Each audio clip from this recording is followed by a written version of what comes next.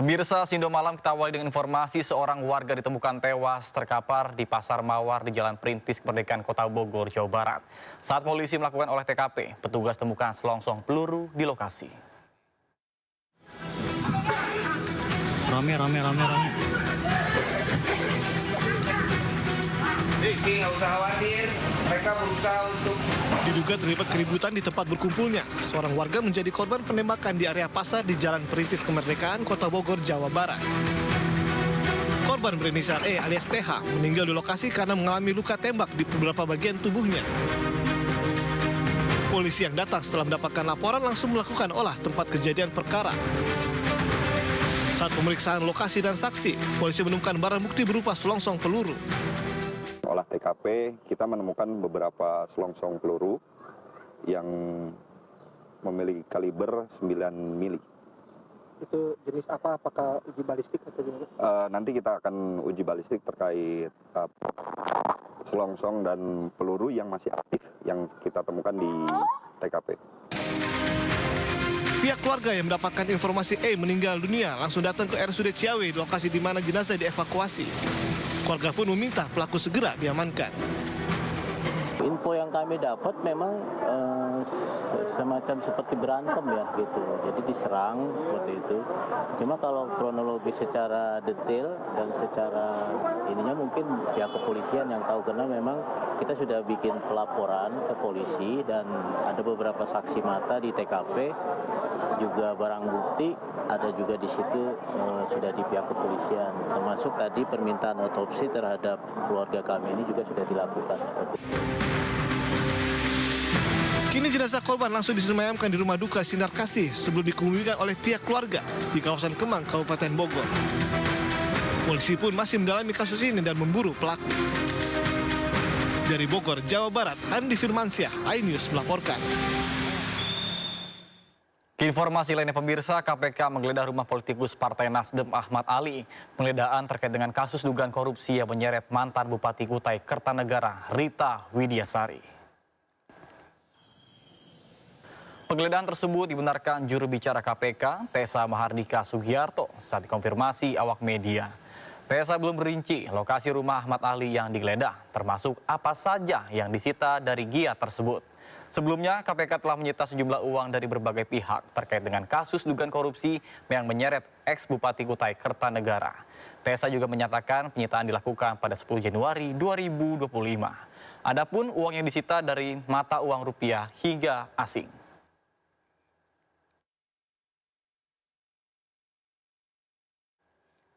Sementara itu pemirsa, kebijakan Kementerian SDM yang ubah cara pembelian gas melon memakan korban jiwa.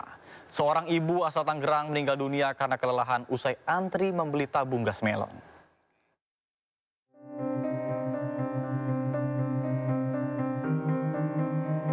Seorang warga Pamulang, Tangerang Selatan, Banten meninggal setelah berjalan cukup jauh untuk membeli gas LPG 3 kg. Tempat pangkalan gas itu berjarak 500 meter dari rumah Yoni, nenek berusia 62 tahun untuk kebutuhannya berdagang nasi uduk. Berharap dapat membeli 2 tabung gas, Yoni sempat pulang ke rumah karena tidak membawa KTP dan kembali ke pangkalan gas. Usai mendapatkan tabung gas, korban mendadak lemas dan dijemput menantunya memakai sepeda motor. Sesampainya di rumah, Yoni yang tidak sadarkan diri dibawa ke rumah sakit. Tim medis di rumah sakit menyatakan korban meninggal. Itu nenek emaknya Robi itu jatuh katanya, tapi bukan jatuh katanya, cuma duduk istirahat, dijemputlah sama mantunya, tapi sampai di rumah langsung pingsan. Bahwa udah dapat tabung gas, udah dapat. Terus dia bilang Allahu Akbar, ya Allah, Allahu Akbar, tapi saya tanya udah nggak nyaut. Untuk mengantisipasi peristiwa serupa, pemerintah Kota Tangerang Selatan sedang merancang upaya pencegahan dan memberikan sosialisasi kepada masyarakat. Ini mudah-mudahan ke depan menjadi perhatian bagi kita semua. Insya Allah ada jalan keluar gitu bagaimana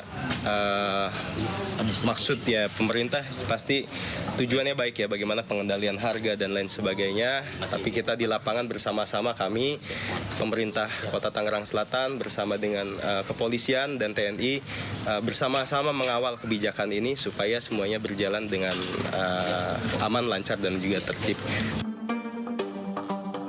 Sementara itu, Menteri Energi dan Sumber Daya Mineral Bahlil Lahadalia menyampaikan permohonan maaf atas meninggalnya Yoni setelah kesusahan mencari gas LPG 3 kg. Bahlil menegaskan pembatasan penjualan gas melon itu pada pangkalan resmi untuk penataan dan perbaikan distribusi agar subsidi tepat sasaran. Menyadari dampaknya terhadap akses masyarakat, pemerintah memutuskan untuk mengubah kebijakan dengan menaikkan status pengecer menjadi subpangkalan. Saya kalau memang itu ada, tadi kan saya baca banyak berita juga. Kita membaca banyak berita, katanya ada yang begitu, ada berita juga yang nggak sesuai dengan itu. Ya kami pemerintah pertama memohon maaf kalau itu terjadi. Karena ini semata-mata kita lakukan untuk penataan. Yang kedua adalah kita melakukan perbaikan. Apa yang kita lakukan pagi ini dari tadi malam sampai pagi ini sebagai respon untuk kita ingin rakyat kita mendapat LPG dengan baik dan gampang. Ya, oke. Peristiwa yang menimpa Yoni seharusnya menjadi pelajaran yang berharga bagi pemerintah. Jangan sampai kebijakan yang bertujuan agar lebih tepat sasaran dan efisiensi akan berdampak lebih meluas jika masalah ini dibiarkan berlarut-larut. Termasuk membuat pemetaan distribusi dari jangkauan masyarakat.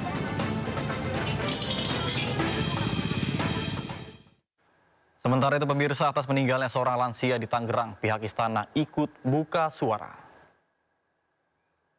Izinkan saya untuk mengucapkan bela sungkawa terlebih dahulu karena kita sama-sama tahu ya telah berpulang ya seorang ibu berusia 68 tahun di Banten yang dimana ibu tersebut kemudian meregang nyawa ketika saat menumpuk di antrian untuk mendapatkan gas LPG 3 kg yang kita sebut gas melon, kurang lebih seperti itu ya. Tapi begini, menjawab pertanyaannya tadi, Presiden Prabowo sebetulnya secara substansi mendukung program pencatatan distribusi gas LPG ini. Artinya bagaimana? Jadi begini, ada 3 poin yang harus kita sama-sama tahu. Pertama, Presiden Prabowo ingin agar subsidi ini tepat sasaran. Ya, jadi kami menemukan fakta di lapangan seringkali terjadi bahwa gas ini kemudian digunakan oleh usaha-usaha non-mikro, usaha-usaha kecil, ada juga usaha menengah dan lain-lain. Karena apa? Karena tidak ada pencatatan identitas diri. Itu dan biasanya ya jual beli atau transaksi yang mudah tanpa pencatatan identitas diri itu berasal dari level pengecer. Kurang lebih seperti itu ya. Pemirsa, beragam keluhan hingga tragedi naas mewarnai kebijakan Kementerian SDM. Bahkan seorang warga secara tegas memarahi Menteri Bahlil Lahadalia karena kesulitan mendapatkan gas LPG. Merespon protes ini, Menteri Bahlil bersikap tenang sembari mendengarkan protes warga.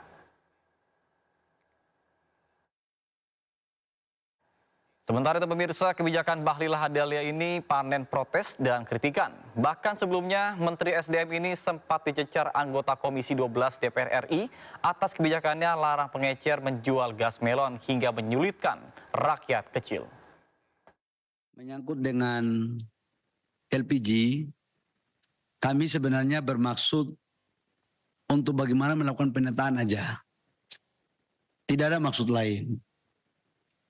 Tapi kalau Bapak Ibu setuju untuk tidak kita lakukan penataan, ayo. Nggak apa-apa. Jadi kalau Bapak setuju untuk tidak usah melakukan penataan dengan pola yang seperti ini, nggak apa-apa, kita nggak usah tata, kita jalan aja apa adanya. Kita setuju nggak? Kalau setuju, sepakati. Kalau nggak apa-apa, saya akan sampai kepada Presiden. Tadi PDI Perjuangan sudah setuju, Pak. Gimana? PDI Perjuangan sudah setuju. Tinggal Bapak tanya sama fraksi yang lain. Nggak, artinya, saya mau sampaikan ini beban berat juga. Tapi ini adalah keberanian kita untuk membuat keputusan. tidak ada barang atau sesuatu yang kita memperbaiki yang tidak seharusnya itu mulus. Pasti ada dinamika. Tapi dinamika ini pilihannya kita mau memperbaiki atau tidak. Risikonya ada. Dan yakinlah, insya Allah apa yang kita lakukan ini untuk kebaikan.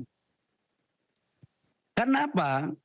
Ini barang nggak ada yang langka, semua stok ada. Stok LPG untuk 3 bulan ke depan, itu lengkap ada. Cuman distribusinya saja, yang sekarang dari pengencer, saudara-saudara saya pengencer ini penting, saya setuju sama teman-teman. Bahwa mereka ini juga butuh lapangan pekerjaan, setuju saya. Saya pernah jadi pengusaha UMKM kok, pernah jual kue saya. Saya nggak pingin juga mereka itu susah. Tapi saya juga tidak pingin mereka di apa ya. Ya kira-kira ada unsur-unsur lain lah. Akibat mungkin juga mohon maaf, mereka tidak teliti. Bapak Ibu kan sudah tahu bahwa terjadi oplosan banyak-banyak.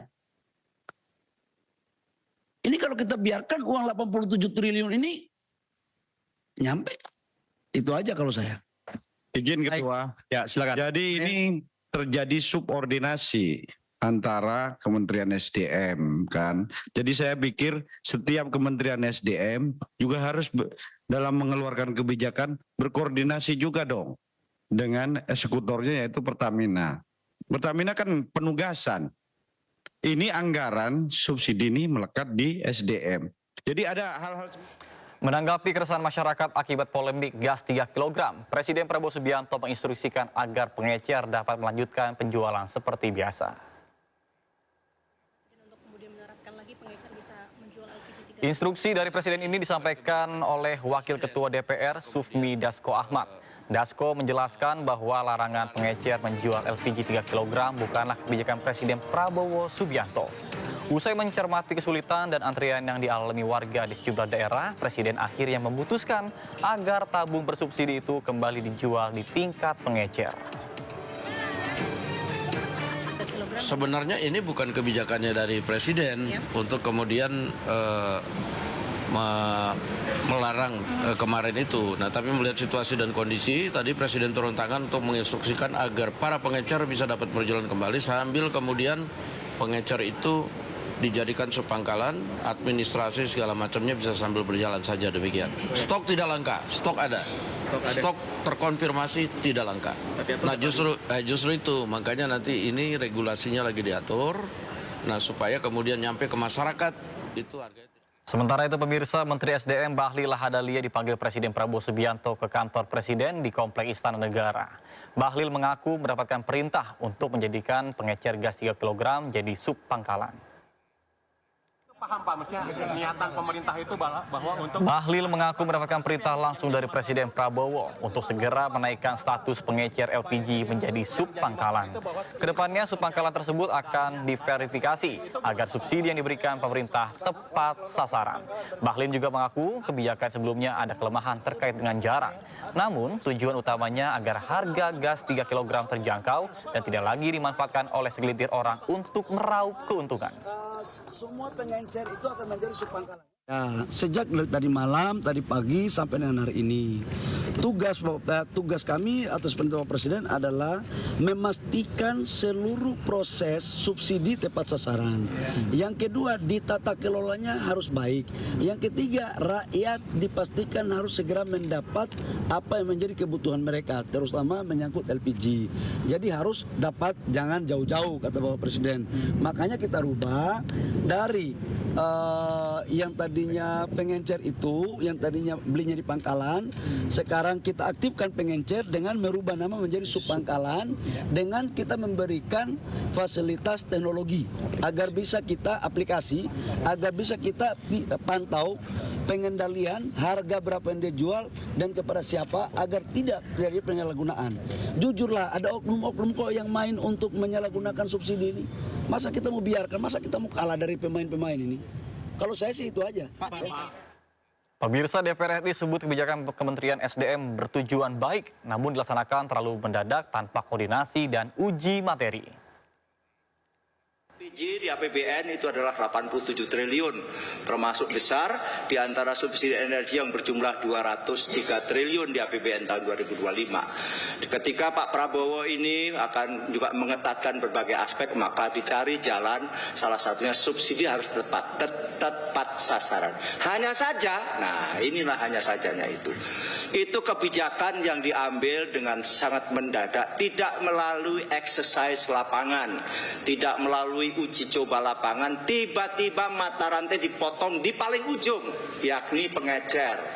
Di mana kita mengandaikan orang mau beli beras yang biasanya ada di warung, ada di tempat, harus beli di gilingan padi, yakni di tingkat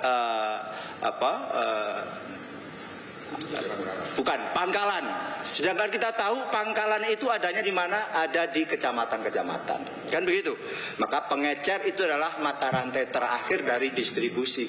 Dipotong sedemikian rupa cepat tanpa melalui persiapan yang lain, maka terjadilah kekacauan sehingga masyarakat yang memerlukan LPG 3 kg itu lantas menyerbu pangkalan. Dengan kemampuan pangkalan dalam konteks melayani mungkin pastinya tidak sempurna, sehingga terjadi panik buying, sehingga kesannya adalah LPG 3 kg hilang di pasaran. Sedangkan secara volume sebetulnya tetap. Tetapi sekali lagi mekanisme yang dikeluarkan oleh Kementerian SDM secara mendadak itulah yang mengakibatkan panik buying, sehingga terjadilah antri panjang betul karena tadi mata rantai terakhir dipotong dengan mendadak tanpa menggantikan infrastruktur atau mata rantai lain. Dan akhirnya dikoreksi kebijakan itu atas perintah Presiden, maka tetap dibuka mata rantai terakhir itu pengecer, hanya diformalkan fungsinya menjadi sub pangkalan, di mana nanti akan mengidentifikasi bahwa barang subsidi ini harus sampai by name by dress. Kenapa lagi-lagi ini dialamatkan atau yang berhak membeli LPG 3 kg itu hanya orang tidak mampu dan UMKM. Itulah fungsi nanti sub pangkalan, itulah yang mengidentifikasi sekaligus pembelinya. Jadi kita terima kasih bahwa telah dipulihkan kembali oleh pemerintah dalam hal ini Pak Prabowo, sehingga sesuatu yang haru biru dalam utamanya 3 hari terakhir ini insya Allah mudah-mudahan sudah kembali normal. Sekali lagi kritik kita kepada Kementerian ESDM selaku regulator dan juga pembuat kebijakan agar hati-hati menyangkut hajat hidup orang banyak. Mama di Tangerang, Banten mengamuk lantaran tidak kebagian gas 3 kg meskipun telah antri berjam-jam. Sejak gas melon tidak lagi dijual pengecer, antrian panjang warga terjadi di sejumlah daerah.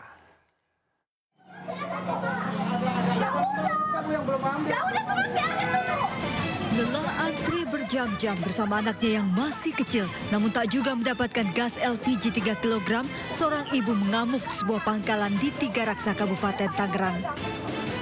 Keributan usai setelah pemilik pangkalan menjelaskan pembelian memang dibatasi Pertamina. Ratusan warga antre mengaku sudah sepekan sulit mendapatkan LPG 3 kg. Warga berdesakan salah satu pangkalan gas di Cibodas, Tangerang. Stok gas LPG 3 kg langka membuat warga panik karena tidak bisa memasak hingga menyerbu pangkalan gas. Bahkan seorang ibu mengaku sudah 3 hari berkeliling tak kunjung mendapatkan gas LPG. Susah tambah susah, no rakyatnya tuh liatin mondar-mandir. Setiap orang di jalanan bawa gas, cari belum ketemu. Sejak pagi pangkalan gas di Jalan Gung Merapi dan Pasar Barat diserbu warga yang berebut untuk mendapatkan gas LPG 3 kg. Pembelian dibatasi 1 KTP untuk 1 gas melon. Larangan gas LPG 3 kg dijual di pengecer dinilai menyulitkan warga. Antrean warga juga mengular di pangkalan gas Sukmajaya, Depok sejak pagi. Jikapun ada, pembelian dibatasi hanya 1 tabung gas untuk 1 KTP. Selain antre berjam-jam, lokasi pangkalan gas yang jauh menyulitkan warga. Tim kontributor iNews melaporkan. Beragam keluhan hingga tragedi nahas mewarnai kebijakan Kementerian SDM. Bahkan seorang warga secara tegas memarahi Menteri Bahlil Lahadalia karena kesulitan mendapatkan gas LPG. Merespon protes ini, Menteri Bahlil bersikap tenang sembari mendengarkan protes warga. Enggak. Kami sudah hampir 2 minggu kesulitan cari gas. Kami dari kemarin ngantri. Sudah tidak kenal ke pejabat. Etikanya tidak ada. Ya? Kau bisa benarkan begini pejabat. Ya? Bukan memihak ke rakyat. Ya? Coba lihat segini ngantri. Kenapa mempersulit rakyat sendiri? Kenapa mempersulit rakyat sendiri? Bapak seperti apa? Bapak seperti apa maunya? Kami sudah melakukan adab. Adab kami sudah keluarkan. Etika kami sudah keluarkan. Kenapa tidak pejabatnya tidak memikirkan rakyatnya? Ini sedang dipikirkan. Lagi bang. Tolong lepas Pak. Kalau gagal selesaikan gas. Kalau gagal selesaikan gas. Jangan bang. Sorry. Oke. Kita mau nanya. Kalau negara tidak memikirkan rakyat, kami akan berbuat. Ini masyarakat buset. Kami menghormati negara kami. Ya. Kami kesulitan.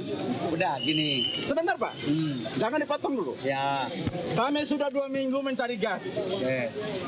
Saya barusan nonton berita gas dengan pengecer dihilangkan. Bagaimana ceritanya? Gas dihilangkan. Kalau memang dari pusatnya 12.500 sampai ke kami 20.000. Pemerintah perhitungkan Kak, langkah dari distributor sampai ke pengecer, sampai konsumen berapa? Kami tidak membela siapa yang mengambil keuntungan. Kami butuh, dapur kami harus ngebul. Kami jualan harus jalan. Dan jangan dimiskinkan kami. Jadi Bapak dengar. Saya ini juga kan sebagai rakyat Bapak. Niat saya itu baik. Karena subsidi kita itu 87 triliun per tahun. Tujuannya untuk masyarakat belinya tidak boleh lebih dari harga 19.000 atau 20.000. Betul, saya mengerti. Tapi yang terjadi adalah sebagian kita punya gas ini dipakai untuk oplosan. Betul, ke industri. Betul. Ada lagi harganya dinaikkan 25.000 sampai 30.000. Betul, kami dengar. Nah, karena itu pemerintah berkewajiban untuk memastikan semua subsidi bisa tepat sasaran.